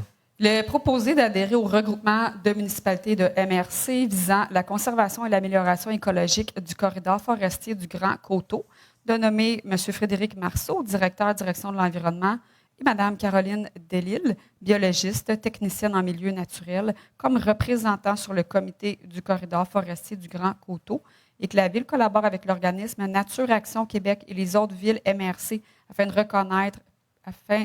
faire reconnaître par la MRC de la Rivière-du-Nord, le gouvernement provincial et le gouvernement fédéral, le corridor forestier du Grand Coteau. Alors, j'aime ça en parler parce qu'il y a entre 10 000 et 13 000 ans, hein, il y a eu la fonte des glaciers. Et qu'est-ce qui est arrivé? C'est que les eaux de l'Atlantique sont venues s'installer chez nous et ça a fait la mer de Champlain. Et je trouve ça absolument fabuleux parce que la plage de la mer de Champlain, c'est l'espèce de dénivelé entre les basses terres du Saint-Laurent et le plateau laurentien. Moi, je suis toujours très, très fier d'annoncer à mes étudiants que la plus vieille chaîne de montagne au monde, elle est chez nous, dans notre cours, 1 milliard d'années. Fait que cette espèce de 20 à 30 mètres-là, c'est ce qu'on appelle un coteau. Le coteau, le Grand Coteau, c'est une association de toutes ces municipalités là, que vous voyez un peu sur la carte. La rive nord de Montréal, là, qui va de Mascouche jusqu'à quasiment au Cor, en passant par chez nous. Il y a une partie qui vient juste titiller la frontière sud de Prévost. Il y a vraiment une différence là, si vous mettez votre pelle dans le sol du district 1 versus le district 6. Ce n'est pas le même sol et je trouve ça vraiment fascinant de voir la différence. Donc, nous, on va joindre ce grand mouvement-là. C'est super intéressant. C'est des corridors fauniques, des corridors qui, quand il y a des grandes pluies, ça l'aide, ça permet. C'est un habitat pour la paruline du Canada, qui est une espèce qui est menacée. Donc, ça n'implique pas grand-chose pour nous, mais parce qu'on a vraiment juste un tout petit territoire dans le Grand Coteau. Mais c'est un des plus belles collaborations, je dirais, de conservation, là, où vous voyez l'étendue du territoire. Et il y a des sentiers là, qui relient un peu tous les secteurs. Donc, je vous invite à aller voir le site web, là, le Grand Coteau, COTEAU.ca, mongrandcoteau.ca. Super intéressant. Là. Donc, on va joindre, on va s'associer à cette belle collaboration entre toutes ces municipalités. Donc, je propose 7.3. Merci, Joël. Je rajouterais que j'ai mis la photo, l'image de l'ancienne maire de Champlain. Et on voit très bien à Sainte-Thérèse, entre Sainte-Thérèse en haut et Sainte-Thérèse en bas, on voit justement le Grand Coteau. Et il y a un autre coteau, dans le fond, qui est ce qu'on appelle la côte à Marcotte entre Saint-Jérôme et Prévost, là, quand ça monte, là, Ouais. donc qui est dans le côté. Quand tu parlais du district 6 tout à l'heure, tu parlais du district 6 de Saint-Jérôme? Non, de Prévost, là, la différence, le sol. Là, moi, Les premières montagnes. J'ai travaillé un peu au jardin écologique de Prévost quand on était sur la station. La qualité du sol versus chez nous, ce n'était pas du tout le même sol, là, vraiment intéressant. Moins de sable. Plus qu'on monte, c'est normal. Là. Moi, j'habite plus près de la côte à Marcotte, comme on dit. Là. Vous en faites la proposition? Monsieur? Absolument. 8.1, gestion de la sécurité publique, adoption du budget de la Régie intermunicipale sécurité incendie de la Rivière-du-Nord. Maître Dion. Il est proposé d'adopter le budget de transition, dont la contribution de la Ville s'élève à 25 960 $. Donc, c'est un budget qui est juste là pour régler les affaires administratives. Est-ce qu'on a... mais le dossier avance et on espère avoir ça en place au cours à la fin de l'année 2026. Je ne crois pas. Merci, M. Daignon. Excusez, je vous ai peut-être interrompu un peu. Plan d'action à l'égard des personnes handicapées 2026, adoption. Maître Dion. Il est proposé d'adopter le premier plan d'action à l'égard des personnes handicapées de la Ville de Prévost. Donc, je ne sais pas qui va en faire la proposition, mais j'ai eu l'occasion de venir à un événement de la paroisse Saint-François-Xavier dans le cadre de leur 100e anniversaire. La salle ici était pleine. C'était extrêmement festif. Je ne pensais pas qu'on pouvait avoir du plaisir comme ça d'une église. Et puis, lors de cet événement-là, il y a plusieurs personnes à mobilité réduite qui m'ont exprimé leur satisfaction qu'on ait fait des travaux pour élargir la porte en arrière pour qu'ils puissent rentrer. Donc, il y avait plusieurs personnes en chaise roulante. Donc, ça leur a permis de participer à un beau party. Donc, je pense que c'est important de faire de la place à tout le monde. Donc, je suis favorable à l'adoption de ce plan d'action. Est-ce qu'on pourrait juste amener une petite modification au titre de la résolution plan d'action à l'égard des personnes en situation de handicap? Oui, de mobilité différente. C'est ça. Je pense qu'on a eu un peu d'éducation là-dessus, là, comment c'est important pour certains de ne pas avoir l'étiquette de personnes handicapées, mais plutôt de personnes à mobilité différente. Vous avez tout à fait raison, mais disons, si vous pouvez en faire la correction, parce que c'est des personnes à 100%. Donc, c'est juste qu'ils se transportent d'une manière différente.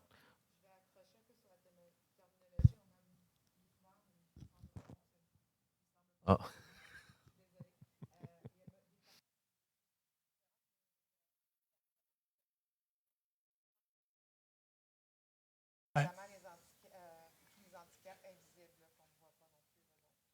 À ce moment-là, mettons personnes à mobilité, personnes handicapées, personnes à mobilité différente. En situation de handicap. Ça va? Ouais. Pas de chicane? Tout le monde est content? Merci. C'est important de le mentionner. Ouais. Merci, Sarah. Donc, qui c'est qui le propose? Je propose. Merci. 10.1, dépôt du procès-verbal du comité consultatif d'urbanisme du 18 novembre 2025. Madame Sarah. Oui, parce que notre ancien président est assis dans la salle, il peut difficilement faire le dépôt. 10.2, gestion de l'urbanisme et mise en valeur du territoire, donc demande de PIA 2025-94 visant à une zone sonore élevée, propriété située sur la rue Morin. Donc, les 4 prochains points, vous allez voir, la Ville va refuser les 4 prochains points. Bien, le Conseil, en fait, va refuser les 4 prochains points. Dion. Il est proposé de refuser la demande de PIA 2025-0094 pour la propriété située sur le lot 6 561 043. Est-ce que c'est possible, Télésino, d'avancer la diapositive? OK. Je vais donner, bouge pas, c'est parfait. Je vais vous donner l'explication pourquoi la Ville refuse ce projet-là, le Conseil. Au départ, on avait, il y a environ 1 an et demi, 2 ans, donné l'autorisation de construire 2 triplex détachés à cet endroit-là. Il y avait eu, c'était dans le cadre du zonage incitatif, on avait mis une affiche sur le terrain. Je pense qu'on n'avait pas eu vraiment de commentaires des citoyens parce que je pense que c'était un projet qui était acceptable pour les citoyens du secteur. Là, on nous propose, en se servant de l'autorisation qu'on a donnée il y a 2 ans, de plus faire des triplex jumelés, mais de plus faire des triplex détachés, mais de faire des triplex jumelés. Et on était tous d'accord pour dire que dans ce secteur-là, un édifice comme on voit là ne répond pas aux critères architecturaux. Donc, le point 10.2 est refusé. Donc, est-ce qu'on a un proposeur pour refuser? Je propose. 10.3, c'était une demande de PIA visant un secteur d'intérêt patrimonial. Donc, un Maître Dion. Il est proposé de refuser la demande de PIIA 2025-95. Donc, pour les motifs que je viens de dire, est-ce qu'on a un proposeur? Je propose. 10.4, c'est le même projet, mais pour le lot à côté. Donc, vous comprendrez que c'est des triplex jumelés, mais pas sur le même terrain, sur deux terrains différents. La ligne de propriété passe où il y a le mur mitoyen. Donc 10.4 va être refusé. Est-ce que quelqu'un en fait la proposition? Je propose. 10.5, c'est PIA pour le même dossier, mais la partie Est. Donc, est-ce que quelqu'un fait la Je propose. Juste les qu'on refuse. Donc, vous proposez de refuser? Exactement. Merci beaucoup. 10.6, demande d'exemption de case de stationnement, propriété située au 3025 boulevard du Curé-Labelle, Maître Dion. Il est proposé d'autoriser la demande d'exemption pour une case de stationnement. La somme exigée pour une telle exemption est fixée à 5 000 par case, sera versée au fonds de contribution. Donc, pour respecter notre règlement d'urbanisme, il manque une case. Donc, c'est donc dire que les utilisateurs, les clients de ce commerce-là vont utiliser du stationnement de rue. Donc, il y a une indemnité qui est versée de 5 000 $. On parle, pour vous situer un peu, le 3023 boulevard du Curé-Labelle, c'est le Shawbridge. Est-ce que quelqu'un en fait la proposition? Je propose. 10.7, mandat des membres du comité consultatif d'urbanisme. Donc, tiens. Il est proposé de prolonger le mandat des membres du comité consultatif d'urbanisme ci-après, jusqu'en avril 2026. Marc-André Beauséjour, Alexandra Deguire, Steve Saulnier et Jacques Lescarbot. Donc, on vient prolonger pour 3 mois. Pourquoi qu'on prolonge pour 3 mois? C'est pour nous donner le temps de faire un appel de candidature. Je pense que c'est important de laisser la chance à tout le monde de s'impliquer dans le comité consultatif d'urbanisme. Leur mandat des membres actuels arrive à échéance. Ça n'empêche pas les membres actuels de se représenter, mais en prolongeant de 3 mois, on va pouvoir fonctionner et accueillir de nouvelles candidatures. Est-ce qu'on a un proposeur? Je propose. 10.8, autorisation de colportage, collecte des denrées non périssables et de dons maison d'entraide de Prévost. Maître Dion. Il est proposé d'accepter la demande de la maison d'entraide de Prévost et d'autoriser le colportage pour la collecte de denrées non périssables et de dons le 13 décembre 2025 entre 9h et 16h. Un de mes collègues en a parlé au début de la séance. Est-ce que quelqu'un en fait la proposition? Je propose. 12.1, dépôt du rapport des effectifs en date de la dernière séance plénière. Maître Dion. C'est un dépôt par la directrice du service du capital humain. 12.2, dépôt de la déclaration des intérêts pécuniaires des élus.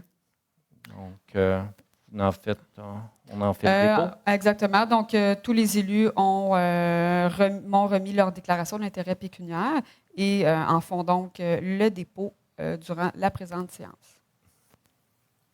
Donc, 13.1, Varia. Nomination d'un représentant au parc régional de la Rivière-du-Nord, la Société des parcs, en fait.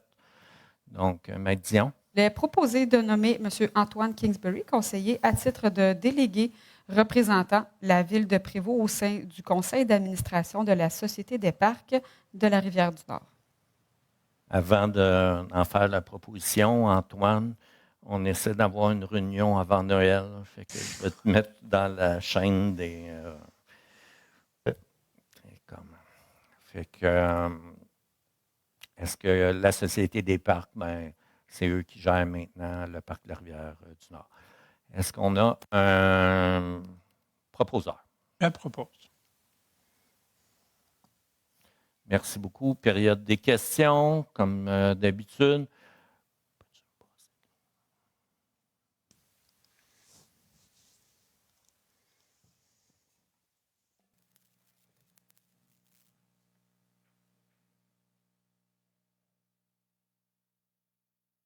Bonjour, Monsieur le maire, toutes les personnes concernées. Monsieur le maire, 10.2, 10.3, 10.4, 10.5. Est-ce qu'on a affaire à une personne qui n'est pas intéressée au cachet du vieux prévôt, là, tout à coup? Je ne comprends pas. Je vous Comprenez m'excuserai le sens de votre question. Mais j'ai vu la diapo, là, c'est gros. OK, vous n'allez pas de l'avant, mais la personne l'a quand même proposé. Elle a payé des plans. C'est immense dans le vieux prévôt. Vous savez, la grosseur des maisons sont toutes petites. Avez-vous l'intention de convoquer les gens, les résidents du secteur pour une petite séance d'information? Là? On ne veut pas prendre tout votre temps, mais... Bien, M. Blondin, ce soir, on refuse ce projet-là. C'est clair, que ça soit clair, on refuse ce projet-là. Merci. Par ailleurs, il y a 1 an et demi, 2 ans, on a accepté un projet qui était 2 triplex. Oui. On l'a accepté. Il y a eu, les gens à l'époque ont eu l'opportunité de se prononcer.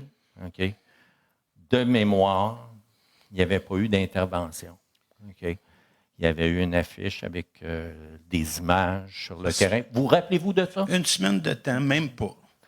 Bien, écoutez, c'est normal. Oui, mais c'est au moins, d'après moi, c'est 10 jours, M. Blondin. Mais il n'y a personne qui a réagi. On ne s'ostinera pas, là. OK. Parfait. Ouais. Mais je pense qu'on est tous d'accord qu'un triplex jumelé dans ce secteur-là, ça n'a pas sa place. D'accord, mais j'ai compris qu'il y avait plusieurs... Il y a 4... La personne en demandait beaucoup plus que ça, qu'un 2 triplex jumelés, là. Elle s'étendait, là. Je vous ai écouté tout à l'heure. Moi, j'ai mal saisi. J'ai le regret de vous dire, M. Blondin, que vous avez mal saisi. Ah, ça m'arrive souvent, M. le maire. Mais c'était vraiment, plutôt qu'être 2 triplex détachés, c'est vraiment son projet. Il a fait 2 triplex jumelés. Écoutez, nous, il n'y a rien qui empêche un citoyen de déposer un projet au service d'urbanisme. Le service d'urbanisme se doit de l'examiner. Okay? Et le conseil, ben, des fois, agit comme un garde-fou. Il vient... puis écoutez, vous le savez, moi, je suis né juste au côté. Juste au côté. Oui. En fait, je suis né à l'hôpital, mais j'ai vécu là. Oui, vous avez vécu là. Et puis, écoutez, c'est sûr on n'est pas contre qu'il y ait un projet à cet endroit-là. Ça revitaliserait le coin, okay? Mais il faut le faire d'une bonne façon. Souvent, dans les projets, tout est dans les nuances. Merci beaucoup. Vous comprenez que c'est des projets comme ça qui ont fait que j'ai déposé ma candidature le 2 novembre et que M. Kingsbury a gagné, tant mieux. Mais c'est des projets comme ça qui me questionnent. Merci, M. le maire. Bien, M. Blondin, on aura toujours l'oreille attentive à vos préoccupations. Et si on est capable de répondre à vos attentes, on va le faire. Je ne vous garantis pas qu'on va le faire tout le temps, mais au moins, il y a des choses sur lesquelles on s'entend. Bon, je pense Gilles Raymond de la rue Canette. Il y avait tantôt un item, les toilettes à la gare de Prévost, les rénovations. Ma question, est-ce que, OK, la ville paye pour une bonne partie, il y a des touristes qui viennent, la plupart des utilisateurs, il y a peut-être beaucoup de touristes, ça amène une petite manne pour les commerces, mais est-ce qu'il n'y aura pas une partie qui pourrait être payée par, je ne sais pas, la corporation du parc linéaire? Est-ce qu'ils payent une partie? Non, je vais vous dire, la corporation du parc linéaire... Et dans le fond, c'est nous autres. Je veux dire, on ne s'inventera pas les membres de la corporation, ce sont les villes. et les MRC sur les 212 km. Donc, c'est un peu, ça serait un peu se payer à soi-même. Mais il faut comprendre que les toilettes servent principalement lors de nos événements. Peut-être pas essentiellement lors de nos événements. Bon, je suis d'accord qu'il y a des cyclistes qui l'utilisent, mais c'est quand même un parc, un endroit public. Puis je pense que c'est un bon investissement. Et puis, bon, on a des projets qui feront en sorte peut-être qu'on aura un peu de financement par la banque pour payer ça éventuellement. Mais je ne veux pas m'avancer là-dessus. Le ministère des Loisirs, il pourrait contribuer, non? Et, peut-être qu'on pourra voir s'il n'y a pas un programme de subvention qui pourrait s'appliquer à ça. Peut-être le programme VELOS, vu qu'on est dans le... c'est le programme VELOS. Oui, c'est ça que je disais tout à l'heure. Il y a la moitié, 50 là, qui serait payé par le programme VELOS. Fait que... ma deuxième question, la bibliothèque future qui s'en vient sur la rue de plein air, je crois, c'est pour quand?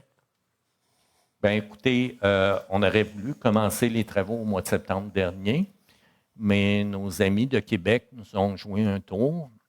L'enveloppe budgétaire dans laquelle était notre subvention pour la partie loisirs a été étalée sur 3 ans. Fait que nous, on est chanceux ou malchanceux. On a été reculé d'1 an, donc on est dans la 2e année. Donc, on espère, dès le mois de janvier, commencer à travailler là-dessus, partir en appel d'offres au printemps. Donc, pour idéalement avoir un début de construction à l'automne 2026. Est-ce qu'il y a des locaux qui vont être prévus pour utiliser pour la ville? Les gens, vous avez manqué d'endroits pour les ingénieurs? Non, en fait, c'est le service des loisirs qui va avoir la chance et l'opportunité d'utiliser la bibliothèque. Donc, on va concentrer toutes nos activités de loisirs à la bibliothèque. Les autres activités avec nos ingénieurs, le service de l'environnement et d'autres services, on aimerait les concentrer dans le garage municipal. Parce qu'actuellement, on est dans 7-8 bâtiments et ça, au niveau de l'efficience, ça n'a aucun sens. Mais on va y arriver parce qu'à partir du moment où la bibliothèque va être construite, les locaux actuels de la bibliothèque vont être vides. Ça va nous permettre de, là aussi, se recentrer. Mais je ne veux pas trop m'avancer parce qu'il reste encore une réflexion à faire dans ces projets-là. Mais notre but, c'est de concentrer les services dans un minimum d'endroits. La chose qui est plate, c'est pour les résidents des rues alentours. Ça aurait été le fun que ça soit fait en même temps que l'école. Le nombre de circulation de camions et de livraisons, ça aurait été tout fait en même temps, mais on peut pas... Écoutez, c'était un peu notre idée, mais le gouvernement nous a retardé le projet d'1 an. Lors de mon porte-à-porte, je me rappelle, avec Antoine, on a rencontré une madame qui nous a dit qu'elle en avait marre des travaux. Je suis très empathique là, avec les gens du quartier, mais quand ça va être fini, ça va être fini. Puis ils vont bénéficier d'une bibliothèque au coin de chez eux, de gymnase, de terrain sportif. C'est ça. C'est un mauvais moment à passer. Merci.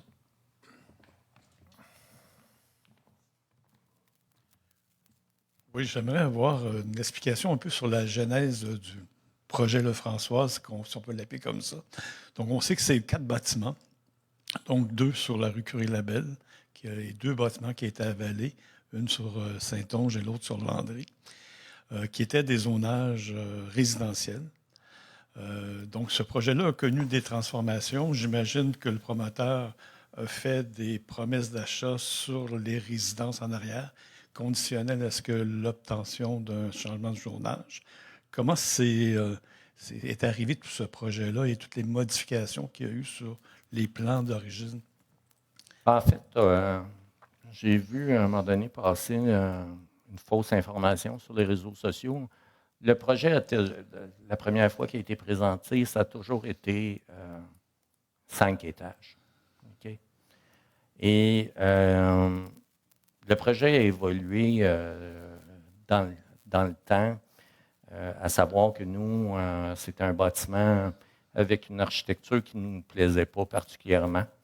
On a demandé que le projet, l'édifice comme tel, soit 3 étages, après 4, après 5, pour essayer de diminuer l'impact visuel.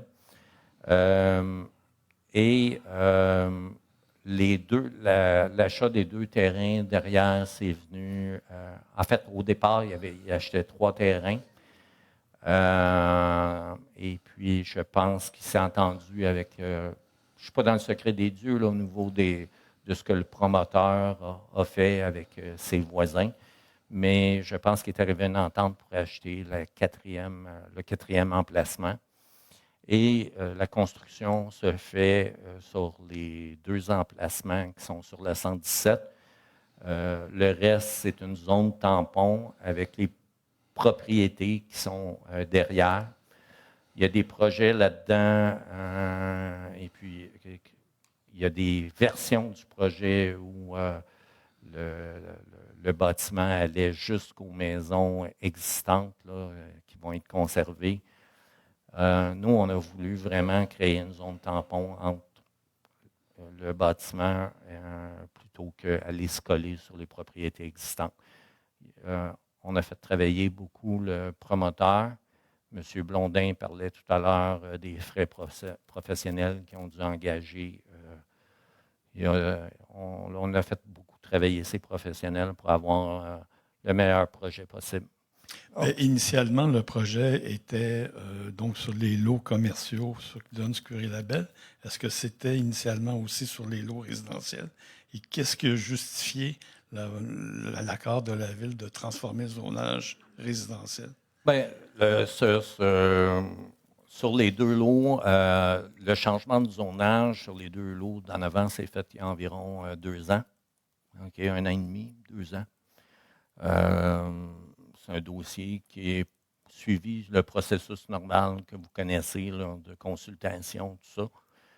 Il a été présenté en séance de consultation. Il a suivi le processus tout à fait normal.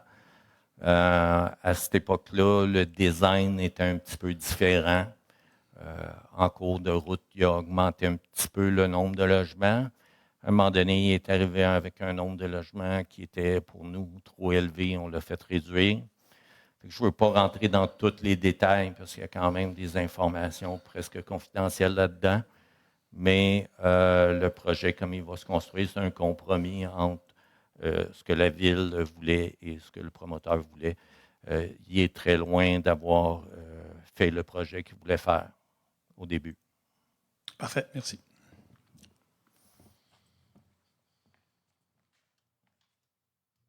Donc, je comprends qu'il n'y a pas de questions en ligne.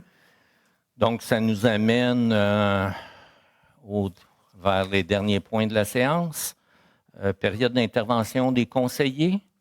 J'aurais, tout à l'heure, on parlait de l'acquisition du lot là, dans le parc de la Coulée. Donc, le montant que le parc, le conseil d'administration, le club du parc de la Coulée va donner, c'est 79 712 $ à la Ville. La même contribution, dans le fond, que la Ville fait. C'est juste pour préciser, le 260 000 qui vient de Tricentris, c'est via le programme S'investir pour des communautés durables.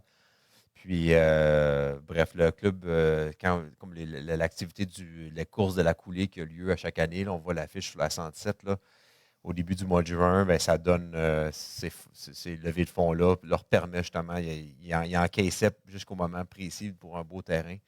Donc, pour les gens qui contribuent, ne lâchez pas. Puis, je me permets juste, par rapport à la vision de la 117, là, parce que depuis le début de la séance, j'ai un pourcentage de mon cerveau qui repense. Il y a quand même une vision là, qu'on a depuis le début de la 107.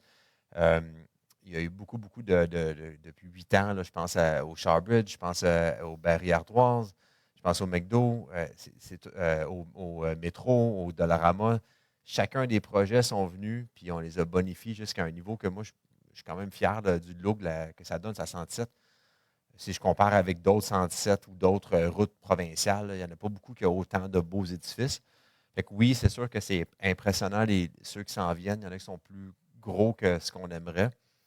Mais pour chacun de ces gros édifices-là, ça vient avec plus de fonds au développement et redevances au développement, puis plus de taxes naturellement. Fait que ça, c'est intéressant. Puis comme on voit, notre objectif, c'est de garder les taxes le plus bas possible. Puis ces projets-là, ben, c'est ça qui nous aide. Fait c'est comme on n'a pas le choix d'accepter des fois. C'est pas parfait, mais ça nous aide à garder les taxes le plus bas possible. Puis je pense que depuis plusieurs années, on a réussi à garder des édifices assez jolis, là, ça 107. Fait que c'est l'objectif. Je pense que. Je vais juste, si tu me permets de faire du chemin sur ce que tu dis. Oui, il y a le côté financier, mais il y a aussi le côté social.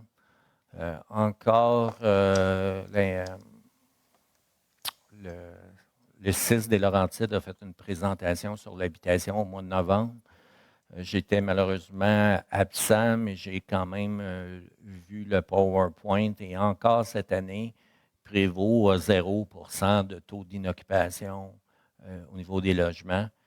Il faut répondre à cette demande-là.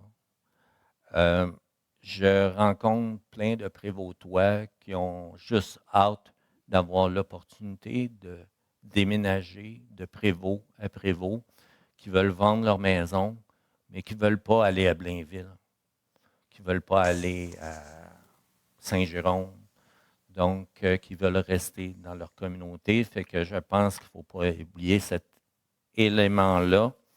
Donc, est-ce qu'il y a quelqu'un d'autre qui veut intervenir? J'ai parlé avec Denis Duchesne, là, que les membres de la communauté ici vont connaître, qui va quitter Prévost justement parce que la maison s'est rendue trop à gérer. Fait que c'est une triste perte. Est-ce qu'il y a d'autres interventions? Juste rappeler que samedi prochain, c'est la guignolée. Je ferai partie des bénévoles, donc je vous donne un rendez-vous samedi dans un grand nombre. C'est important. J'aurais voulu y être et d'habitude, j'y suis. Je t'invite à aller faire ce qu'on appelle la commande à l'envers. C'est que tu vas dans le sous-sol, la maison d'entraîne, et on reçoit les victuailles. Et plutôt que les mettre dans le panier, il faut que tu les remettes dans les tablettes. Fait que c'est vraiment... Puis là, il y en arrive beaucoup, beaucoup. C'est trillant. C'est une très belle avant-midi des bénévoles extraordinaires. Fait que c'est ça. Est-ce qu'il y a quelque chose? Moi, j'aurais quelque chose à rajouter, mais je vais laisser... Moi, j'aimerais remercier officiellement et de vive voix. Moi, je n'étais pas là au dernier conseil, mais j'aimerais remercier les citoyens qui m'ont porté leur confiance. Donc, je n'avais pas eu l'opportunité de pouvoir le faire. Donc, merci. Et même chose pour samedi, je vais être à la guignolée. Puis, j'y étais les 2 années dernières. Et puis, peut-être une petite note, là, il manque on a beaucoup, beaucoup de nourriture qui rentre, mais les produits d'hygiène féminine ou les produits pour bébés, c'est des choses qui les gens pensent moins à donner. Donc, n'hésitez pas à en donner dans les paniers. Aussi, prenez donc le temps de vérifier la date d'expiration sur les produits que vous donnez. Parce que nous, on en jette beaucoup là, au bout de la ligne. Est-ce qu'à ma gauche, il y a des questions, commentaires? Non? Je voudrais quand même prendre 2 minutes pour signer l'anniversaire de Mme Duprat, qui était, je crois, hier. Oui. Ouais. Donc, bon anniversaire, Mme Duprat. Fait que, est-ce que vous proposez la levée de l'Assemblée? Merci beaucoup. 22 ans. Fait que, bon, M. Daignon essaye de vous faire du charme, je crois. OK. Je vous invite à la séance du conseil municipal lundi prochain. Ça sera une séance spéciale avec quelques points seulement, donc nos règlements de taxation et de tarification à 7 heures. Et sinon, on se revoit au mois de janvier. Passez des très belles fêtes.